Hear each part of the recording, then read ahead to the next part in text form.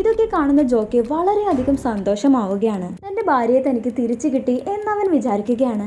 എന്നാൽ ഇതേ സമയത്താണ് ആർക്കൈവിലേക്ക് ഒരു കോൾ വരുന്നത്. ഇത് കണ്ട് ജോ ഞെട്ടുകയാണ്. ആർക്കൈവിൽ നിന്നും ഫുൾ ഡാറ്റയും ജയത്രിയുടെ ഉള്ളിലേക്ക് ഫീഡ് ചെയ്തതാണ്.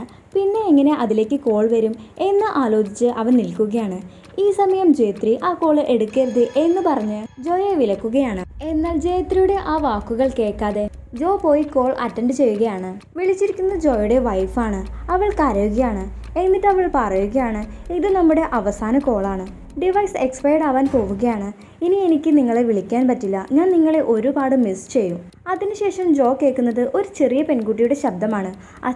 അച്ഛനെ ഞാൻ ഒരുപാട് മിസ് ചെയ്യും. ഇത് നമ്മളുടെ അവസാന കോളാണ്.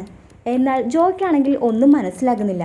അപ്പോഴാണ് ജോ നിൽക്കുന്ന ആ സ്ഥലം ആകെ മങ്ങി മങ്ങി ഇരുട്ടായി ഇല്ലാതായി പോവുകയാണ്. എന്നിട്ട് കാണിക്കുന്നത് ജോയുടെ വൈഫിനെയും മകളെയുമാണ്.